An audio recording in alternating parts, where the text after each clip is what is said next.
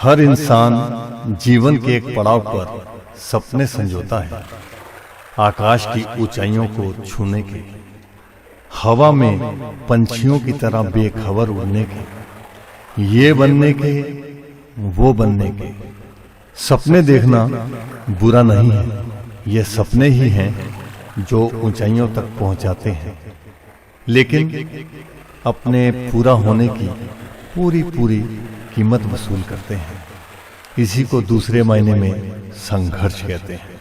1999 में मैं हैदराबाद से मुंबई जा रहा था, किस्मत आजमाने। चूंकि गायक हूं, म्यूजिक कंपोजर हूं, लिखता भी हूं।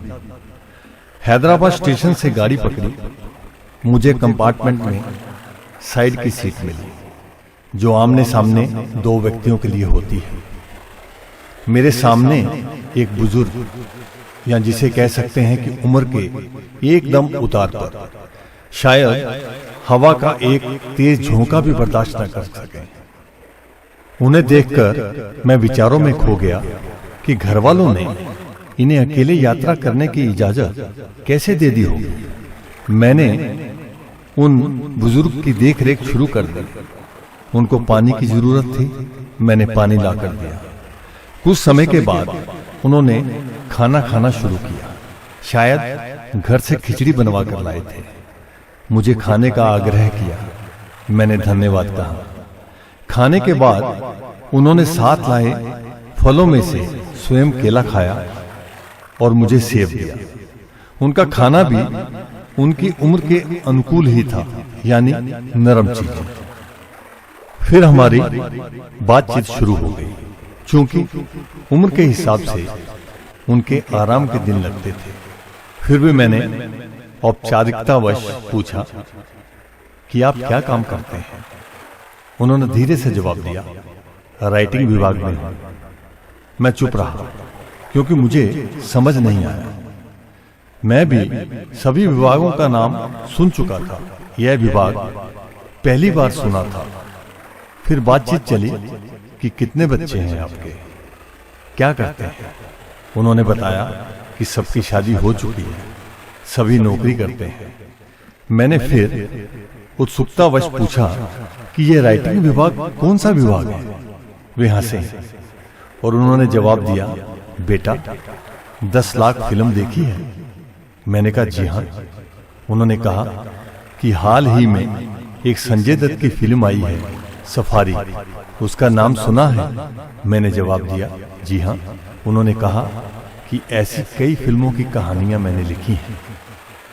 सुनकर बहुत खुशी हुई कि आज मैं एक ऐसी शख्सियत के सामने बैठा हूं जो फिल्म इंडस्ट्री को कई हिट फिल्में दे चुके हैं। ये थे प्रसिद्ध कहानी लेखक मुश्ताक जिलेली। संगीत के क्षेत्र से जुड़ा हुआ हूं। बातचीत रोचक होती चली गई। मैंने पूछा कि आपने बताया है कि आपके बच्चे नौकरी करते हैं, वे फिल्म क्षेत्र में क्यों नहीं आए? आपको तो इस क्षेत्र में महारत हासिल है। वे हंसे और बोले, बेटे उन्होंने अपनी आंखों से मेरा संघर्ष देखा है, इसलिए वे इस क्षेत्र में नहीं आए। एक बात और है कि कला के क्षेत्र में नाम है, शोहरत है, पैसा है, लेकिन उससे पहले संघर्ष की आग में तपना पड़ता है, जो हर किसी के बलबूते की बात नहीं होती। इस क्षेत्र में आदमी को लाता है उसका दीवानापन, और यही दीवानापन मैं तुम्हारी आंखों में भी देख रहा हूं, क्योंकि यह वो समय था जब मैं अपनी पहली एल्बम के सिलसिले में मुंबई आया जाया करता था, अर्थात संघर्ष। हालांकि मुझे घर से कामकाज की, पैसे की कोई कमी नहीं थी, लेकिन मालूम नहीं कौन सी ऐसी चीज थी जो मुझे जीने नहीं देती थी और आज भी जीने नहीं देती है। अपनी मंजिल को तलाशने के लिए प्रेरित करती है। यह वही दीवानापन है जिसे मुश्ताक जिलेली जी की अनुभवी आंखों ने पहचान लिया था। उनकी बातचीत से मेरी आत्मा को जो सुकून मिला, उसे मैं आज शब्दों में बयान नहीं कर सकता हूँ। रात हो गई थी, सोने का समय हो गया था। उन्होंने मुझे अपना पता दिया, साथ में यह भी कहा कि मुझसे जब भी मिलना तो यह वाकया जरूर बयान करना कि हम ट्रेन में मिले थे। मुझे याद करने में आसानी हो जाएगी। समय का चक्र कुछ इस गति से चला कि उसके बाद मैं उनसे मिल नहीं सका, लेकिन आज भी मेरे कानों में उनकी आवाज गूंजती है, दीवानापन, दीवानापन, दीवानापन।